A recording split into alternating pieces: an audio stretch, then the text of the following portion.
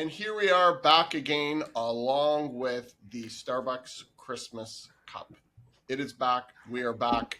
Welcome to the Toronto Real Estate Podcast. We have a fun one today. Today we are going to call this the Seinfeld episode. We're really just no real agenda. It's a show about nothing, and we'll try and make it as entertaining as possible as we talk about Toronto real estate.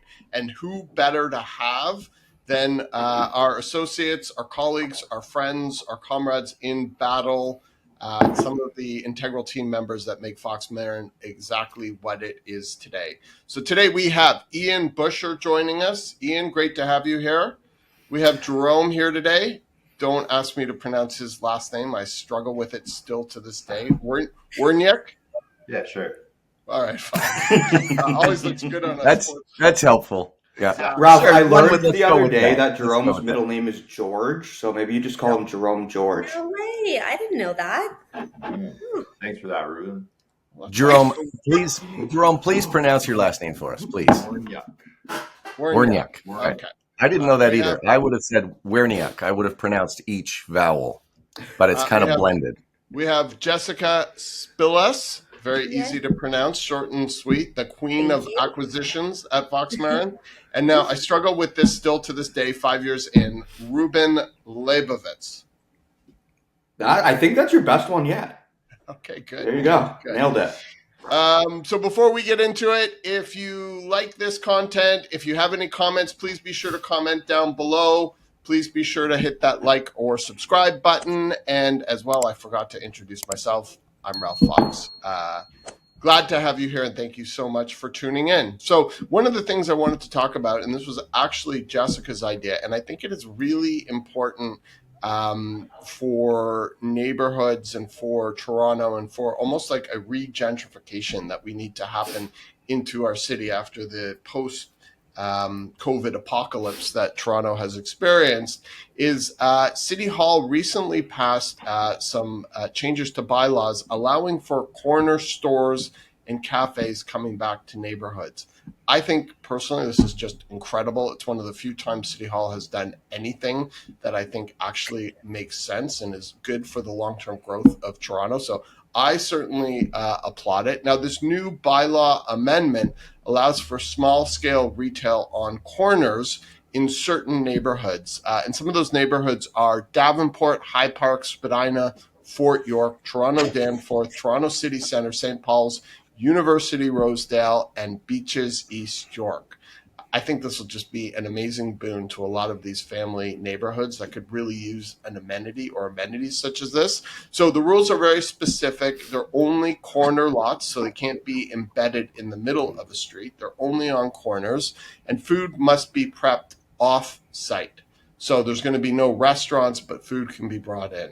So I think this is just such a phenomenal thing. I can see everyone on the team is just nodding. Ian, being that you raised your hand first, I'm going to pass this over to you. Well, Ralph, I want to throw it back to you, actually, because you introduce it as being very enthusiastic. You're excited about this, and it's good. So what about it to you sounds like a perk? I mean, we've got people that are kind of already protesting it because that's what people in Toronto do, is they just want to argue about things and say no to them because they don't like change. But you are saying this is great. What about it sounds so positive? Just to get us started. It's interesting because I actually checked what the vote count was on this, and it was 23 for and only 3 against. So this was like a sweeping majority. So whoever, I don't know what councillor initiative this was, probably somebody lives in one of these neighborhoods and has a constituency in the neighborhood.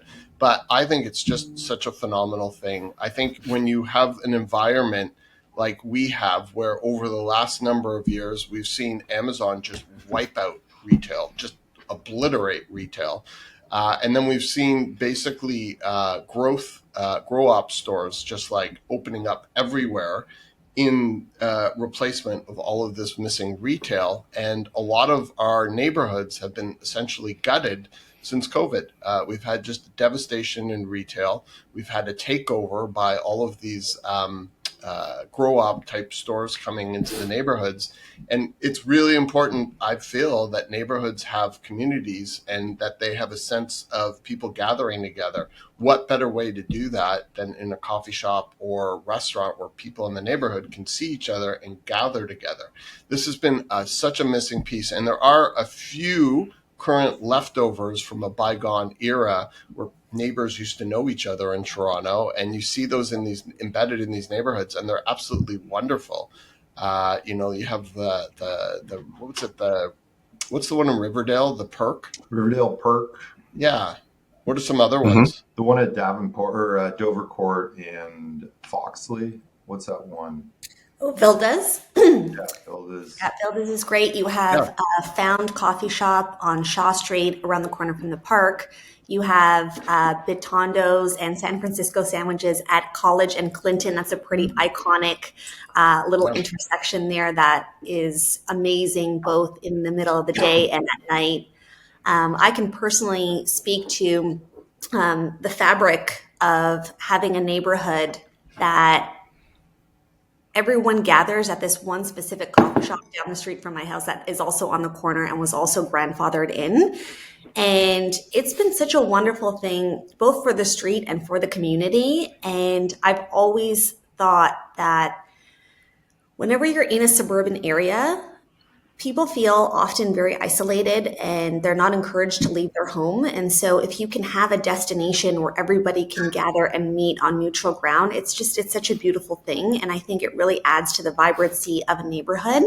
And I think that there's another argument to be made about increasing the property value of these corner lots, because some people actually don't want to live on a corner lot, especially if you're at a bit on a busier street or on a busier intersection. So I think it's giving current homeowners that own corner properties an opportunity to re-leverage this asset in a way that nobody considered before.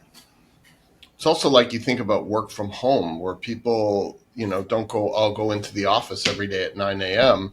What a great opportunity it is when you live in a beautiful residential neighborhood established with mature trees, and you can just walk down and set up your laptop and get outside your house and actually be productive, as well as being social. I just think it's such an amazing thing. And the neighborhoods that have these older existing coffee shops, I feel they add so much value to the fabric and vibe of the community. Let's take the other side argument. The two counselors that said they don't want them. If I lived right beside this place, I'm like, there's going to be a bunch of people just standing around outside my house. They're going to have a bunch of garbage. There's going to be rats, rodents, all that stuff comes in. So I get why there's like a couple people not into this. But other than that, there's like no argument as to why this is not a good thing for the city. Reuben, I feel like you might be opposed to this. What's your thought? I'm very in favor, but the people that I've seen that are opposed to this are in Facebook groups or in neighborhood Facebook groups that they're generally not to stereotype, but generally of an older demographic who really just want peace and quiet, and they don't want people congregating outside their door. They think it's causing too much traffic. People are parking up on the curb. So I could, from a just day-to-day, if you're driving or walking and you can't get by on the sidewalk with a stroller, you can't drive by down the street. Sure, I could see that side of things for about 30 seconds. Worst case scenario. But that's where, exactly, it's worst case scenario. I am so in favor of these places. They bring so much to a community, so much vibrancy. And ultimately, I think if you don't, then maybe the burbs are for you. Our generation grew up watching Friends, and like the center focus of Friends. What was the cafe called in that? Central Perk. Yeah, Central Perk. There you go. There you go. Mhm. I mean, Yeah.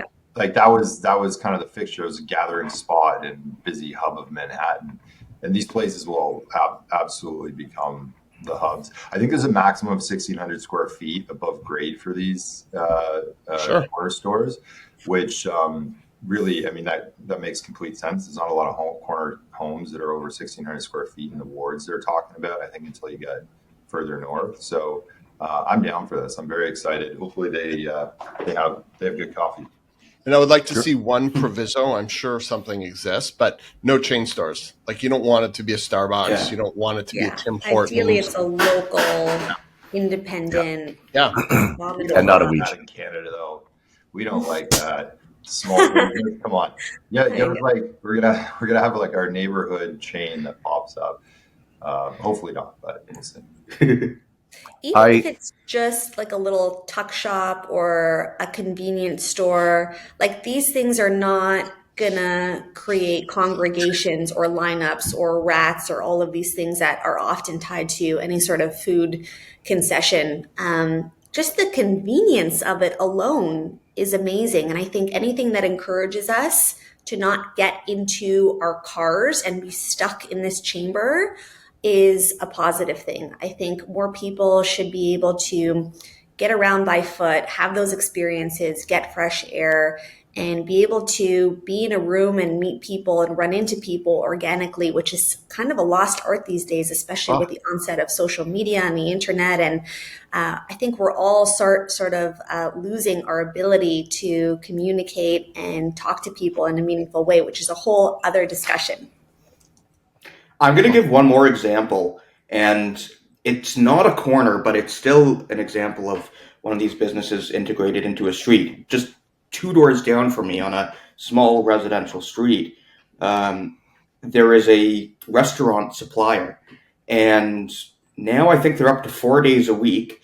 They've opened their doors. They've got a retail space. They've got a coffee counter. They sell a small selection of the fruits and vegetables that they sell to restaurants in bulk to the community. They do prepared food.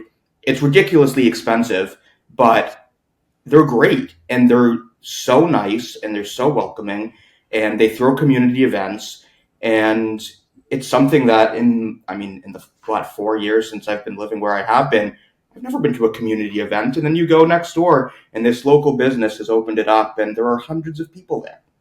And it just provides such a nice, welcoming feel that if these types of places were not allowed, then I think every neighborhood would be missing out. It's like one of the things when you go to a charming city, like, or you're in certain neighborhoods in like Paris or Rome or wherever, they have these type of community local environments where everybody can just sit and meet each other and talk and have a coffee. And it's something we're so missing. And again, kudos to whoever brought about this initiative and made it happen. It is going to bring something back that is really missing, I think, from a lot of our neighborhoods. Ian, to wrap this up, any other thoughts? I was going to say 3, maybe 4 things. We have one too in our neighborhood, and it's been open for a couple of years. I think it opened during the pandemic, which was great. And it's purely coffee, and it's only open until 1 p.m. And it's called Hunter. And there's a lineup down the street from say 8 o'clock until 1. Don't tell and the it's NIMBYs. people with strollers. What's that, Jess? I said, don't tell the NIMBYs about the lineups. Yeah, exactly.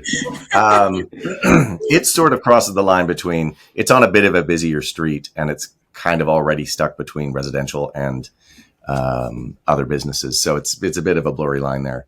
But Jerome, I was going to say the same thing as you. I think the people who will be protesting this will be the people who are next door to it, not mid-block, right? So if somebody's converting a corner into a corner store, the person who's right next to it is maybe going to worry about their property value, their peace and quiet, and everything else.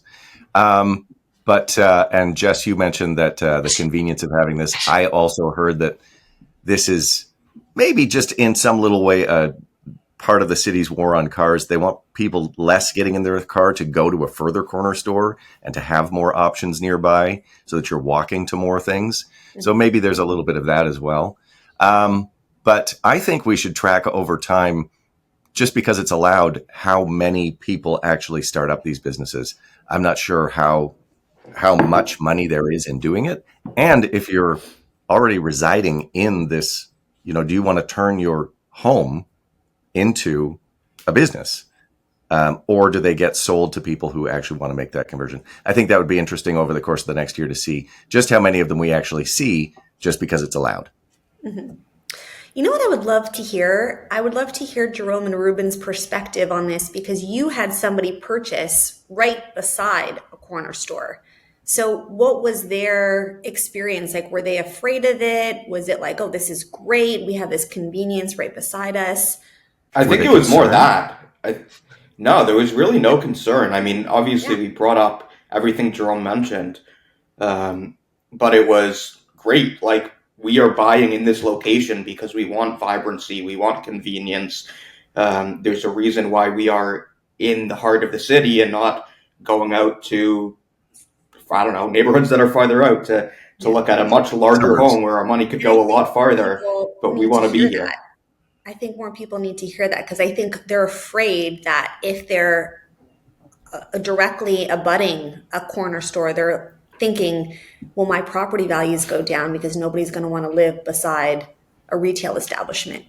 But you guys have No, in this place, they purchased it on, it was on offers anytime scenario. Mhm. I think we purchased it on day 2 on the market, and there were multiple offers on it. So there was at least one other person out there that quickly that was interested. Yeah, many people not worried about it. Okay, so as we wrap this up, because this is such a great topic that keeps going on, and I can tell everyone's excited and engaged. I do have one thing to share that Reuben sort of touched upon that made me think, well, maybe this is something I should share with you guys as well as the entire audience. I have a guilty pleasure. Summerhill food markets. Same. It is very expensive. It is not for the faint of heart. However, there is one by where we live in the annex, and it is just so nice to be able to pop in and not have to go to the madness of the Loblaws and deal with the parking lot, deal with the chaos of it all and the stress of it all, just to walk in and get something that's like pre-made, and I can just pop it in at like 8 o'clock, 9 o'clock at night. It is literally worth every cent. And so to be able to experientially walk somewhere, not have to drive, not have to deal with the chaos, not have to deal with the stress, and have something that's elevated from what I would get at President's Choice, for example, it is really well worth it. And I think it adds so much value to the neighborhoods. And touching upon what you said, Ian, I'll go one step further. We talk a lot about stimulating our economy here in Canada. I would be totally fine with seeing some type of tax incentives to build out small businesses, to help support small businesses, services opening up, which are only enriching the communities of a lot of these neighborhoods, which are really, really starved for these type of amenities. I think it would be a win-win for the community to see more of these open up, and I would be fine with some type of subsidies or tax subsidizations to have this happen. I think it's just would be such a great win for all of us, really. Yeah, More there could be too. Exactly. Right. Okay, so we're going to move on to another topic, which is something that keeps coming up a lot, is the absolute destruction of the new home sales market.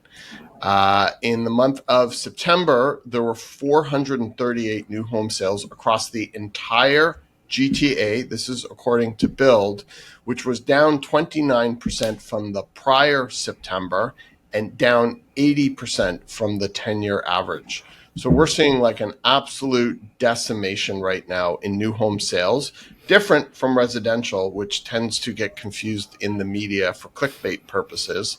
But I want to talk a little bit about this and why we see this occurring right now in the market, and what this could mean or what this will mean for the future of Toronto real estate. Who would like to jump in on this one? I'll kick it off. I think that Jerome. the answer today is the same as it was a year and a half ago. I think the surprising part to some is that it's been like this for basically since mid-2022. So we're 2.5 years into nobody buying pre-construction. I got into the business, into residential brokerage, the beginning of 22, which was right at the tail end of pre-construction like mania. And I remember going to some of these launch events and I'm like, this is insane. Like, I don't know who is buying these condos right now, but why would you pay 80% more for something that is not constructed and you can't touch and feel it when you can walk across the street and like test drive the car, in effect, walk through the real estate and understand it, know where maintenance fees are going to be.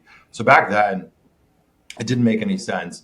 And now it makes even less sense as resale prices have dropped even further. So I think that all of this just comes down to consumers not getting caught up in FOMO around pre-construction like they were for a 3 or 4 year period from 2018 to 2022. And them just being intelligent, logical consumers. Also, you don't have as many idiot real estate agents in the industry just trying to jam pre-construction units down their clients' throats. A lot of those agents have had to give up their leases on their G-Wagon and go back to their 9-to-5 job, which is good for everybody. Yeah. Unfortunately, there are still a big group of those idiot agents out there all over Instagram that are, every day I see posting, oh, another one secured at Mattamy, another one secured at whatever it is. How can us with a conscience recommend that to anybody? So I would imagine that of the, what did you say, 438, Ralph, in September or something in that range. I would imagine that a large percentage of those are people who just have put their faith in their agent, have said they can do me no wrong, and these agents are steering them towards these shitty projects that in the long run, or right now, really just don't make any sense. I think the other thing that's contributing to the dismantling of the pre-construction market is people are seeing what these new construction projects look like when they're complete. Yeah. And the variance between what is being sold to them in a beautiful rendering or floor plan with furniture that is not to scale versus what's being delivered is so vastly different. And to be honest, like every new project seems like it's being built cheaper and cheaper and with such ill consideration for the end user. And to me, it's such a massive waste of an opportunity to really add value to this city for quality housing that we so desperately need. And people have lost trust in the developers in our city. I mean, not to mention all of the delays and headaches and risk that you assume when you purchase pre-construction, especially if you are an end user. And there's really no incentive for somebody to take on that level of risk right now, not to mention at an extreme price point. And so I think there's a lot of contributing factors, but you can't have the conversation without talking about the massive miss in quality and execution of these projects, which is really sad. I think one of the things that really doesn't get talked about enough is also the amount of taxes that are built into pre-construction. So just to give like a very high level breakdown, and it's interesting because I was talking to a very large developer, friend of mine, and they were building in New Jersey. And I'm like, why New Jersey? And he walked me through the numbers. And essentially, if you were to build $1 million condo in Toronto, 300,000, 30% is taxes, is development charges. And all of that gets passed on to the end user. And he was telling me that the same property, if you were to build same size, same scale, development charges in New Jersey would have been 30,000. So that's an indication right there of the differential that people are having to look at absorbing when they're buying pre-construction, in addition to the development charges that get added on to the purchase price on close. And then we can even start talking about fun things like the double land transfer taxes and HST and all of that. I was going to say, of those, when Jerome was talking about the heyday, a huge portion of those people were not actually going to be the end user as well, right? It was purchase as an investment, watch it go up 30% over the 4 or 5 years, however long it takes to be built, and then sell it before anybody ever moves into it and make a profit. And that just clearly is not happening anymore. And I think the other thing that maybe people who haven't gone through this process before don't know is that if the value comes down, that doesn't matter. You have a contract with that builder for that price that you paid. So I think with so much uncertainty out there in employment and the economy, purchasing $1 million house somewhere in the suburbs, a few thousand square feet, whatever it happens to be, and then waiting 3 or 4 years and finding out that someone's lost their job, someone's been relocated, whatever it happens to be, has happened in the interim. But also that the value of the house you paid $1 million for is now $850,000. We've seen that happen with pre-construction condos. And I think if you've heard about this, that might be intimidating people and scaring them from picking up a place that isn't going to be ready for a few years in case we see further declines in the market. For sure. So if you look at with development charges and everything in this environment, when you look at cost of construction, cost of materials, everything that's involved with building, and this is something we've talked about before, people don't really realize that developers generally work on pretty slim margins, maybe 8-10%. And so when you're a developer and you're working on these type of slim margins with so many inputs, like I was talking to a developer, I'm like, how do you factor in tariffs into all of this on steel and everything else that's happening in the economy? How do you build out a pro forma 4 years from now, working on an 8 to 10% margin? It's definitely something not for the faint of heart, and not something I would ever want to have to be able to figure out. But when you're talking about the differential between pre-construction today, because of all of these costs, risks, profit built in, anywhere in central and downtown Toronto, you're looking at probably a minimum of $1,500 a square foot for something that won't be built in 4 years' time. Versus today's environment, resale, you can get something pretty decent at around $900 to $1,000 a square foot, and at like $1,200 a square foot, you could get something incredible relative to what the market has to offer.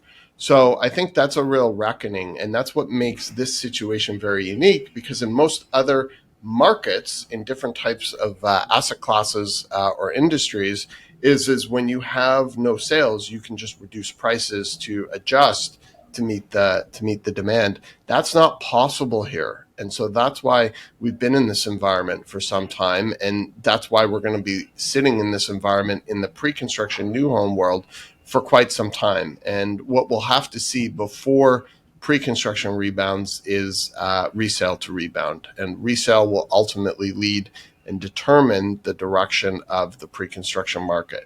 And what does this mean right now? Sorry, were you going to say something, Jerome? Yeah, I mean, what's kind of filling up the development pipeline in lieu of this lack of pre-construction sales is purpose-built rental. And I think the big question, what's interesting about pre-construction down the road is, let's just fast forward 3 years. You're, a 28-year-old kid. You've got what could be a down payment for a one bed on a pre-construction condo, or you could go rent a purpose-built place and forget that for now. Rent purpose-built, buy something larger down the road. We are going to see a lot more quality purpose-built options, new construction, never worried about getting rent evicted because it's a professional landlord. The rental market right now is the Wild West, but we're having this influx of really good options that are going to be available for that same person that would otherwise buy a pre-construction condo as an end user. And I do think when pre-construction comes back, it's not going to start with investors that are going to drive that. I think it's really going to start with end users, which I think eventually this whole other topic, but it will shift how these new construction condos are built, more focused on end user versus investor. But I think that purpose-built rental backfill is going to be an interesting component of how and when pre-construction does return and who's ultimately buying them. Pre-construction generally has always been driven by investors. So typically a 28-year-old would not be in the past your typical pre-construction purchaser as an end user, because in 4 years' time, they don't know where they're going to be. But I do agree, and the investors are gone. And I don't know when the investors are going to come back. And that's another component of when this turns around, is because the only people who are going to put down money are going to be somebody looking 4, 5, 6 years out, thinking, it's an investment, not really thinking about it, impending life decisions. So that's a great question. When and if the investors ever come back.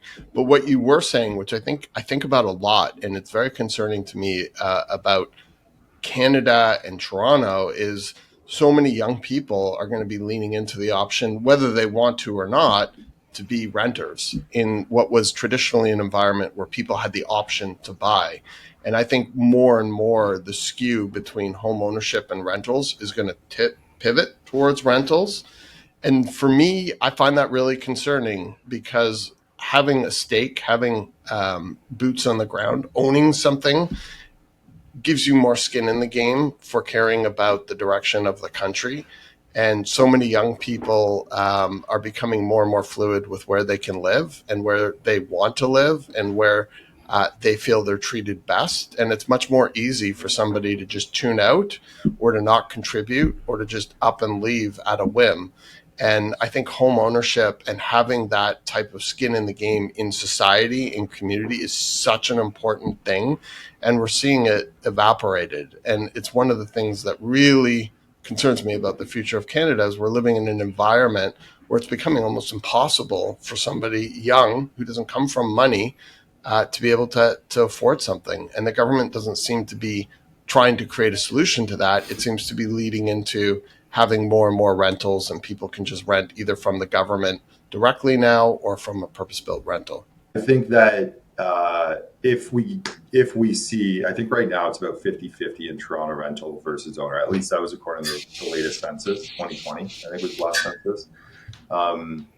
No, it must have been more recent than that. Anyway, 50-50 right now. Say that swings to 55-45 rental. Like that is a massive, that's hundreds of thousands of people shifting, right? So I don't think we're getting there anytime soon. But I do think that if the sort of greater psychology of the whatever the youngest generation is that's coming into the rental / ownership market is, if they've just given up on the idea of owning, they're not necessarily going to think of renting as fluid, but I'm going to rent this place. I'm going to rent this place for the next 40 years and make it my own. And I think that will evolve.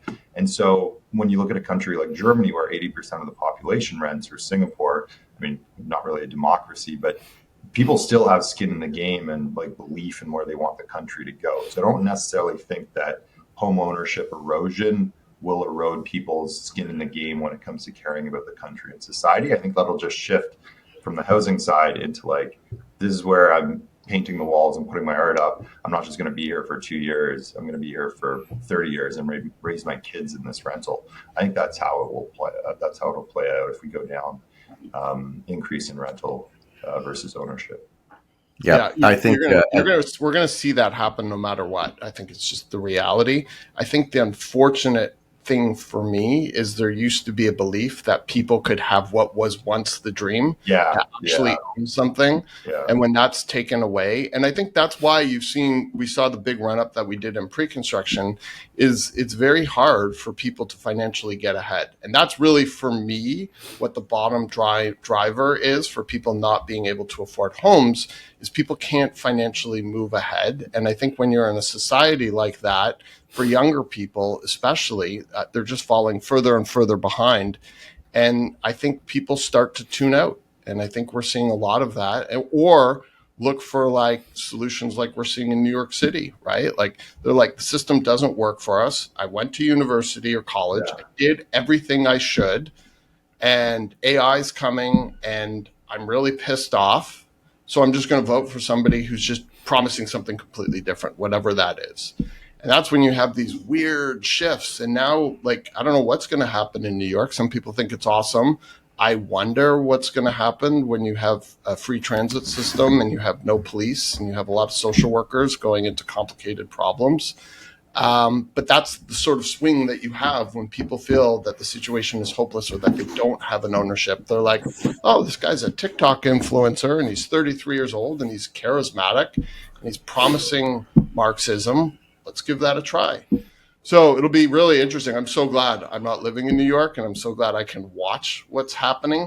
But I think that's the byproduct of when people feel that they can't get ahead and that they can't actually move forward in life. And I think that's the unfortunate thing. Ian.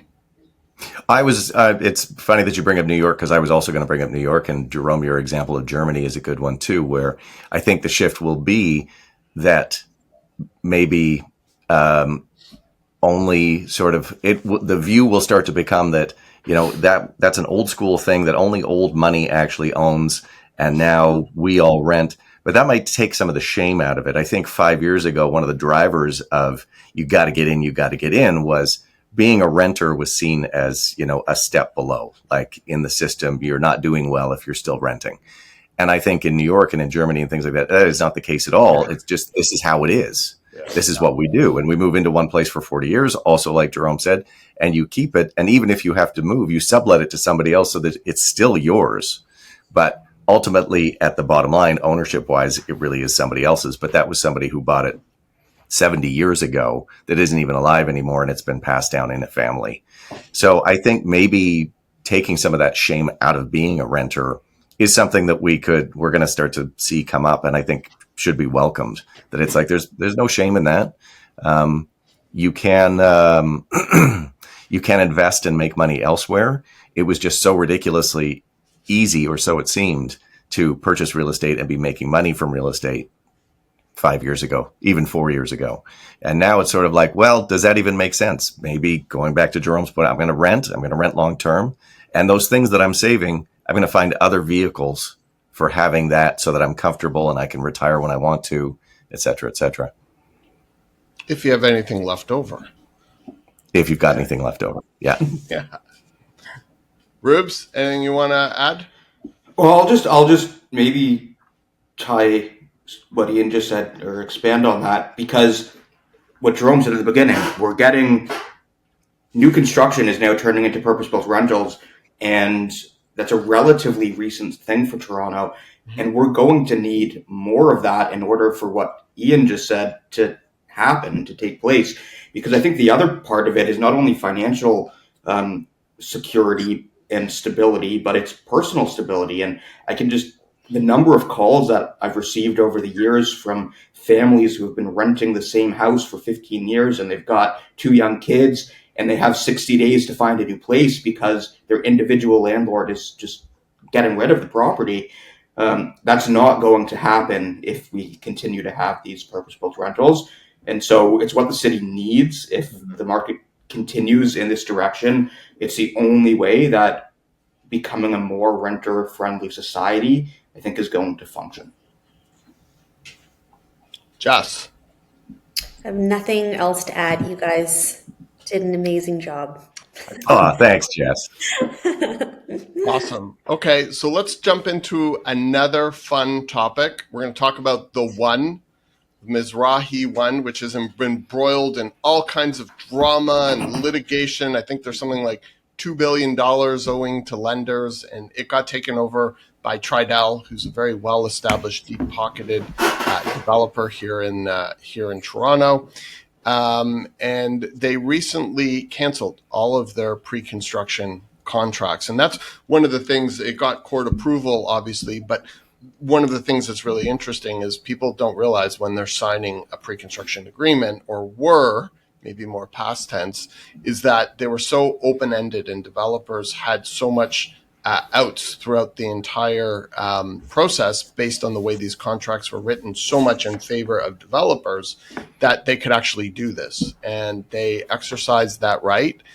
It was challenged in court, as far as I understand, and it got passed because they do have contractually the right to do that. And now they are going to be returning all of the deposits, but still the opportunity costs and frustrations to all of these people who invested in good faith, 5-6 years ago, and were embroiled in all this drama. They're nowhere, if you take the cost of inflation and everything else, they've actually probably suffered a fair amount of financial duress as a result. However, why somebody would invest in a project, the largest residential tower in Toronto, built by somebody who's only done 2 12-story condo buildings and formerly was a dry cleaner, I don't know. But obviously, we ended up where we have. And now Tridel, the new owner of the project, has released all of its contractual agreements, and they're going to be relaunching the project, bringing in a boutique hotel to be named at a future date, and servicing more to ultra luxury purchasers. I think the average price per square foot was around $1,800 when they purchased 5-6 years ago. Obviously, they feel that they can get more, and probably rightly so. So it's been in the news, and a lot of people have been talking about it, so it's pretty relevant. I just wanted to hear what your guys' thoughts were on this. This is interesting.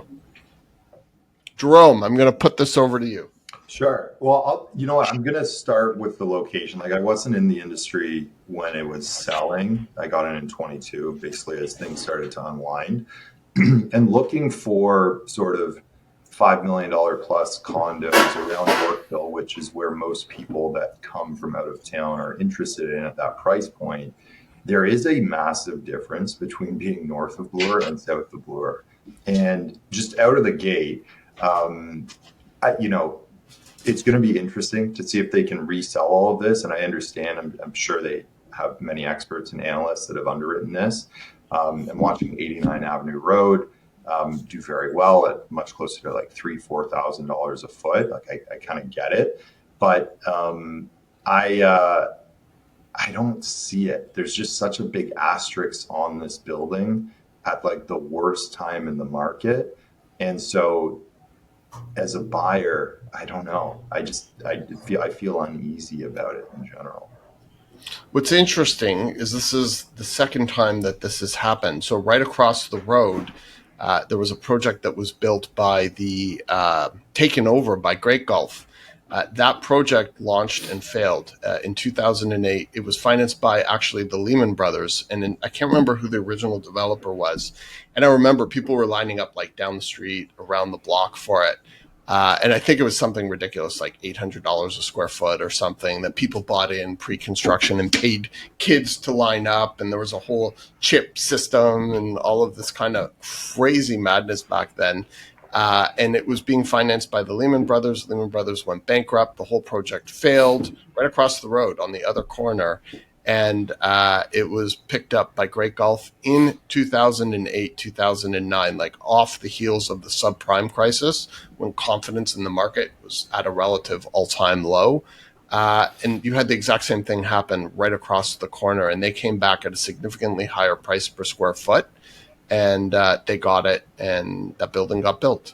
So just kind of interesting, the similarities between what's happening right now and what happened then. I don't know if they'll get it in 2026. I think maybe they're playing a bit of a game by saying 2026. I don't think they're going to turn around and bring it to market that quickly. Probably delay it a few years for better market environment. I do think they'll get more. Will they get $3,000 to $4,000? No. But if they're looking at, I don't know, $2,500 a square foot for a very specific target audience in a year or two's time, I definitely think that could be achievable. And so do we think this is a building, and maybe like 89 Avenue Road, which I personally don't know much about, is this going to be targeted towards the end user? Yeah. It'll be heavily targeted towards the end user. No, I think that's going to be a big difference, though, Ralph, compared to across the street.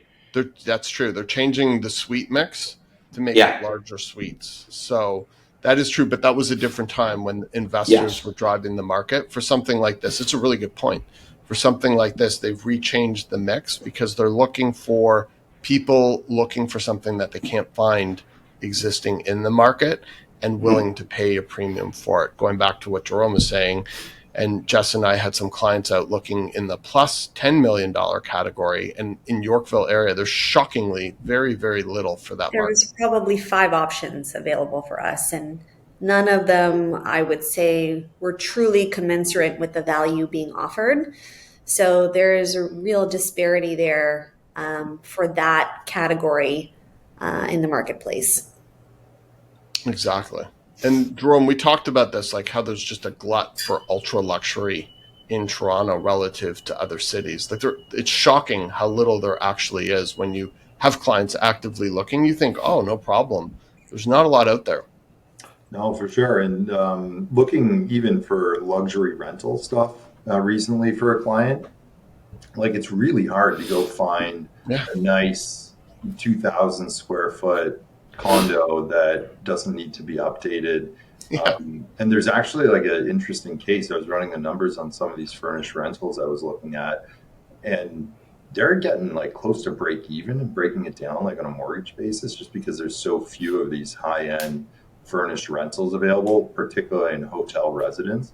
So if this works out, if the one works out and somebody's buying a place at $2,000 a foot, 2,000 square foot unit, you're $4 million, you're probably $250K to furnish the place after that.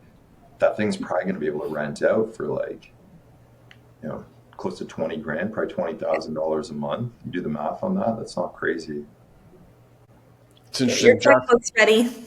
Jess and I were in a rental on Tuesday for $18,000 a month. It stunk. The electricity wasn't even on. It was unfinished. There was plumbing coming out of the walls, rough-ins without any finishings. Terrible We're in an layout. office building, it sounds like. You have to have imagination. Exactly. A lot of imagination for 18,000. No, we've been in situations where we've had clients looking at these rental rates, which blows my mind to begin with, that somebody would rent at that rate. There isn't a lot out there, and what there is not great. So I definitely see that there's a gap in the market for it. It'll be interesting to watch. This is another one to just sort of sit back and watch and see what Tridel, not what they say, but what they actually do. There's a difference. And seeing how that plays out. But experientially, like, it's something that we've seen looking for our clients, high net worth clients. There isn't too much out there.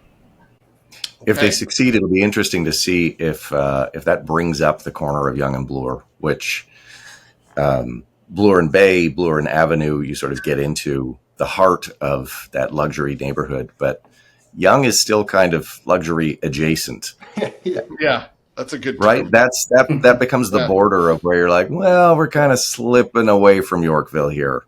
So if Tridel succeeds with this, it'll be interesting to see if Yonge and Bloor can be brought up a notch in terms of its luxury level, and if maybe the old Bay building on the northeast corner or any of the other lots start to become more in demand, and we can kind of turn Yonge Street around there, because it is a bit. It just doesn't have the same level of luxury, like I said, as Bay or Avenue when you go a little further west. That was such a crazy story, because before there was like a 2-story building, which had it was an older building, which had some architectural value, and Mazrari just ripped it down. Like, without permits, without any approval. Oh, I guess it's down. You can find me if you want. And it changed a lot of the zoning laws in Toronto to make sure somebody couldn't just rip a building down without proper guidance. It was a big deal. He just tore the thing down. It's like, oops, sorry, I thought we could. So probably for the better, because I don't know why such valuable land of 2 stories would be tied up by a building like that. So, but is a condo tower a good replacement? We'll leave that up for another conversation. Perhaps a local store would have been better. the Yonge and Bloor coffee shop. Yeah, the Yonge and Bloor Perk, we could have called it. And we get a can of beans and an espresso. Guys. Yeah, there for sure. Okay, let's talk about one more topic here: affordability, interest rates, and buyer psychology. This is going straight over to you, Jess. It's November 2025. Christmas, Starbucks cups are back in our hands. What can you tell us about what that means to you and working with buyers in this environment? I think the psychology of buyers today is still met with a lot of hesitation. I think the biggest difference is that even though we have a handful of active buyers, I think what they're looking for in terms of expectations don't necessarily meet the supply quality that the market is currently presenting. And so there's this huge disparity between buyer and seller expectations, because the purchasers are coming to the table knowing that affordability has increased for them, and they're coming to the table with a lot more leverage than they had previously.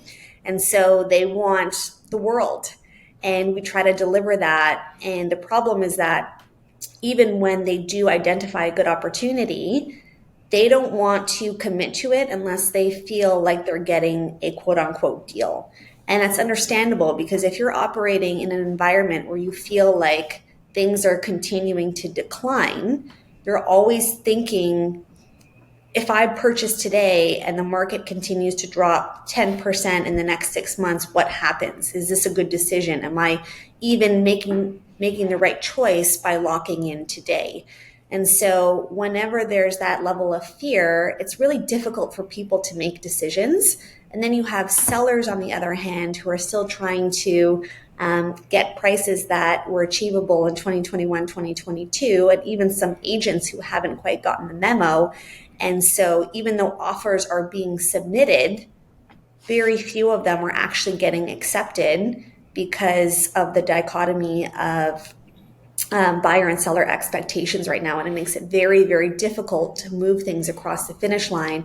And I think this is something that everyone on this call has experienced, both on the listing end and on the buying end, where we're presenting a seemingly great opportunity, especially for sale. And you want to shake these buyers and you're like, look at what's being presented right now. This is unbelievable. And the buyers are going, no, it's not good enough. I want it for even less. And you're like, but on what basis? And most of the time it's just off of a feeling. And so how do you break that down? I don't know.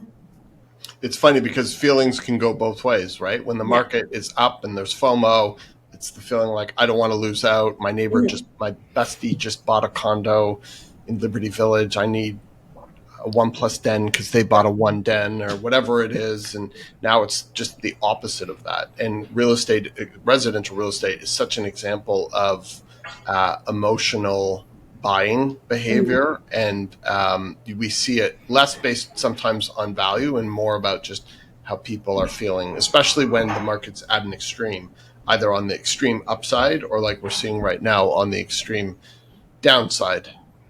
Jerome, what does it mean to you? I think what Jess has said is completely true. I think that a lot of buyers right now that are looking, not trying to time the market. They're doing it for personal reasons. Mm-hmm. And ultimately, like when I have a coffee or I'm popping by around the holidays with clients that bought a home like a year and a half ago, I'm not gonna lie, most of them don't remember like the exact number they paid for their house. Like they remember within like a $20,000-$25,000 range, but I'll reference like, oh, this sold on the street here, this sold on the street there. And the point is like at the end of the day, $5,000-$10,000 means nothing compared to like the thousands of hours that you're gonna spend in this home over the course of your life. And so like the home that you're buying is so much more important than the price you're paying for it in a way. I'm not saying somebody should overpay for a house, but like figuring out specifically what a buyer wants, I think is more important. And in this environment where a lot of buyers are hesitant or trying to wait to see like an opportunity where they can pick something up cheaper, sure, we can do that, but we got to also remind our clients that like it's really about the house as opposed to like the deal itself. And I'm constantly trying to, frame every house that we're interested in, and the odds of this type of unit coming out again are X. It's going to be once every 3 months, once every 4 months. What's unique about this property is not a single semi-detached home is sold in Blake Jones that has like a rear extension that gives you this extra square footage in the primary bedroom. And understanding that scarcity helps position, or the uniqueness of a property helps position it in the grand scheme of a search. What I always tell people is that when the markets continue to decline, sellers are disincentivized to put their properties on the market for sale. And so the double edge of the sword is that, yes, prices might be more attractive on the buy side, but your options are going to be far fewer. And so it's not going to help you very much if you can have an additional $100,000 in affordability, but your options are bleak. And everybody on this call and everyone that's really gotten out there and had an opportunity to see what the inventory levels are presenting in Toronto knows that if you come across a valuable house in terms of its quality, layout, light levels, location, like that is intangible from the perspective of the value that it can add and contribute to you, your family, your quality of life. And those opportunities do not come available very often. And so it should never be about timing the market. It should be about when will I find that property that will suit my needs in the best possible way. Anyone else? I just completely agree with everything Jess and Jerome just said. And we were talking in our meeting yesterday about opportunity cost for buyers. And here we are on November 20th. And like no listings are coming through our property matches. Like there's nothing available. And so if something, and Jerome mentioned every like 3-4 months is a lot of the time the case, if people are buying for their own personal use and not trying to time the market, how long are they willing to search for? How long do they want to continue renting for? Are they pregnant? Are they getting a divorce? Like, what is their family situation like? And just really personally, how long can they afford to keep on waiting if the right opportunity presents itself? Yeah, two things to spin off of that too. There's an expression in real estate that when you lose a property or you miss out on a property, you don't just take one step back. If you've taken 100 steps to get there and you're offering and it falls apart or somebody else purchases it, you go back to zero, right? You're really starting that search all over again from zero. And Reuben, spinning off of you as well, you and I both in the last couple of weeks have had deals that stall out at a difference of $10,000-$15,000, right? This is the state of the market and the nickel and diming, where, Jerome, further to your point, like if this is something that works for you and another one is not going to come along for 3 or 4 months, because we've seen that statistically, is that $10,000 really worth digging your heels in? Is that 2 or 3 paychecks for you? When the market rebounds, that's nothing. If it goes down another $10,000, but you're living there and now paying a mortgage instead of rent, and you're comfortable and you're not spending 2 or 3 nights a week looking at listings, you can just move on with things. There's value in closure, right? Isn't there value in knowing that you found it and you can move on and you can start working towards that promotion or building your family or, going back to socializing on a Saturday afternoon instead of going to see 6 listings, et cetera, et cetera. And by way of maybe introducing the next part of this conversation, no one cares what interest rates are doing. Like, it's having zero impact on anyone coming to market, I feel. I bring it up to buyers and sellers, and they're like, yeah, who cares? All of the announcements mean nothing to me. What's interesting, I find almost sellers care more about it than buyers. Yeah. Sellers will be like, oh, can we list right after the interest rate announcement or whatever? They're like grasping sellers at are anything. thinking it's going to have more of an impact. They don't care, but they think it will have more of an impact than the buyers actually think it will at this point. Us as agents representing the sellers too, we're grasping at anything that might be a little bit of good news or some kind of iota of a step in the right direction. And working with sellers now, I found, this from 2022 to now, the conversations I'm having have gotten harsher and harsher, where instead of kind of slowly building up to, well, this is what the market is doing, that's where we're starting, this is what the market is doing. And the potential is there for me not to even take your listing unless you're willing to look at the extremist of bad news first, instead of as we may end up in a bad position. It's starting with, we're already in a bad position. And if you are realistically okay to expect this outcome, then let's proceed. But if you're not, perhaps we need to take a step back and ask if you're really ready to sell in this environment right now. Because of the time and expense and everything that we invest in it, we want to make sure we're doing that to get somewhere, not just for something to do. It's interesting because I would say 2023, 2024, the mantra was, these are years of tough conversations. And it really has moved into, in 2025, it just is what it is.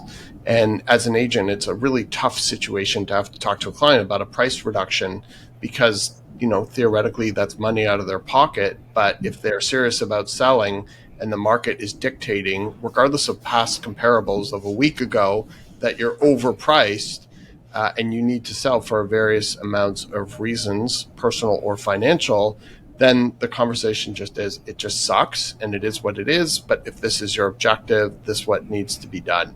And the emotionality to it has been very much removed in the way that it used to be very present in past market conditions. It's just, I think people are so worn down. And we're seeing that even with sellers where they're like, I'm not willing to do any price reductions, whatever. And then you go out to market and 2 or 3 weeks of 1 or 2 showings a week with all negative feedback is a very painful experience. And when somebody goes through that, they start to be like, okay, well, what do we have to do in this environment to move it across the line. It's definitely not for the faint of heart. And touching upon what Ian was saying on the agent side, it's so much as is taking on a listing, the property actually sellable, but actually as well, is this a reasonable person, and is this somebody that I'm willing to go into battle with? And the idea of it being a sexy, fun time selling in Toronto real estate is gone. And so it's not only like, is this sellable, but can we go to battle together to get this across the line? Because in most instances, regardless of the caliber of the property or not, there will be challenges and problems to overcome. Who do you want to have in your entourage? Are they people that are actually going to, be working with you or just arguing with you? I think even the term overpriced, maybe we could rebrand that, because I don't think some of these properties are overpriced. I think they're just not priced of any interest to buyers. So your value really is there, but if we're not getting any interest on it, it's not priced in a way that anyone is even looking in your direction. For sure. And it goes back to what Jessica was saying about feelings. You can say to somebody, there are 4 comparables in the last 9 days that show that this property is worth this. But my buyer feels that it's worth $197,000 less because of an article that they read in the Globe and Mail, and the fact that they want to do an addition to the house, and it's going to cost them $137,000. So they want that deduction. And so that's the type of environment on the seller side that you're working with in many instances, dealing with buyers and their agents. Mm-hmm. You might be able to make that argument on a condo. Maybe not the addition part, but some may try. Some may try, Reuben. I've had hilarious conversations where somebody's like, they're trying to break the numbers down, and like, your property's only worth this, and they're like, I'm like, okay, explain that to me, and they try and break it down. And it's either one, they're a complete idiot. They have no idea what they're doing. Or 2, they think I am, and they're trying to like trick me with some black magic calculation. And I'm like, dude, just be like, this is what my client wants to pay for. Look over here. Don't look over here. But I'm here. I have an offer for you. Let's make it work. We don't need to dance around and try and make each other feel like we're idiots. So PSA, don't be an idiot. Just lay it on the table. If you have an offer, put it out there. Don't try and trick anybody. Yeah, that goes back to Ralph's comment about what the market's doing. It is what it is. Yeah. Yeah. And it's interesting because when the market was raging, you'd see incompetent agents allowing their clients to offer ridiculous numbers on properties because they couldn't really do comparables or didn't understand the market, and they were just trying to win the property. And now in a downward environment, you have agents who are just throwing out ridiculous numbers, not based on anything, because they really don't understand what's the most important thing to understand as an agent is understanding value, being able to articulate that, and then negotiate vigorously on behalf of your client, either on the buy side or the sell side. And that's why in this environment, and we saw this at an event last night, is that there are very few good agents left standing. And I think that is one of the most welcome things, is that there's just a cleansing right now in the market, and the top agents are still thriving. And so, people are very considerate of who they hire and who they work with. And we're fortunate to, at least on occasion, be considered to be in that group. I'm going to throw this over to the last topic that we came up with. And here we were thinking about, oh my God, what are we going to talk about today on the Seinfeld Fox Marin podcast? Neighborhoods. What's hot? What's not? Jess, what are you seeing in terms of neighborhoods? To our viewers, we work central downtown Toronto primarily. So I'll let Jess speak to this, and then we'll open it up to the floor. Sure. So I think my response to this is a little bit more specific to where my buyers are looking. The buyers that I have are mostly concentrated right now in the west end of Toronto South, or on the east end in areas like Leslieville, Plato Estates, etc.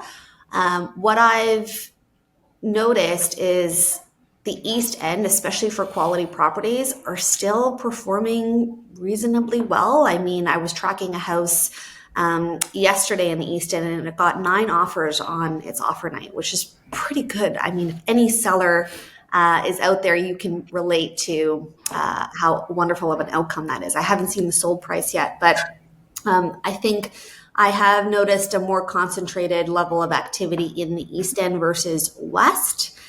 And that's all I have to say about that. I know why that is, Jess. I think the East is just far superior to the West. You keep saying that, but I'm always going to battle you on that one. Well, the market and the numbers don't lie. The most resilient neighborhood in the entire city of Toronto is North Riverdale. There has never been a week that has gone by where there hasn't been a decent quality listing that has hit the mark in terms of value or exceeded it with multiple offers every single time. There's a reason for that. And when the tide goes out, what's your favorite saying, Ralph? You see who's not wearing a bathing suit? Tide's gone out. And North Riverdale, things wearing a wetsuit right now. It's on fire still. I think that North Riverdale has a higher concentration of quality homes on quality streets than in the West End, which really attracts young families or young couples looking to start a family. And there is a really strong sense of community in that neighborhood that continues to make it a very attractive place to live. And comparably, the price points are still relatively achievable, especially when you compare it to the West End. What I will say is what we've seen in this downturn is if you take concentric circles and move outside of Toronto, the conditions get worse and worse and worse. And so it's kind of been this like fortress Toronto relative to the areas outside of the city, with some neighborhoods being more desirable than others. However, across the board, I've seen properties, including in North and South Riverdale, that should have sold on offer days and did not and have struggled to sell. So it's hard because sometimes you're seeing, even in these highly desirable areas, properties that you think would do well that don't, and other ones that you think might struggle, and they suddenly pop off. And I think that there's a certain unpredictability in the market, even in the strongest of enclaves, like what you were talking about, Jerome, which some underperform and some overperform without any real explanation. It's very hit or miss. And that's one things that I'm seeing in the core neighborhoods, like the ones that have withstood everything. Some ones do really well and other ones not so much. Well, Ralph, I'll give a rhyme or reason. I think now more than ever. Both? It's not going to rhyme, but it might be a reason. You can rhyme. The importance of a parking spot. Yeah. And the value of a parking spot Yeah. in these North Riverdale homes, these, whether it's a 2-story, 3-story, Yes. semi-detached. I don't even know if we can put an exact dollar amount on it, but I would imagine if we were looking at offer dates, the number of offers that houses with parking get versus those that do not, there's going to be a really, really large gap.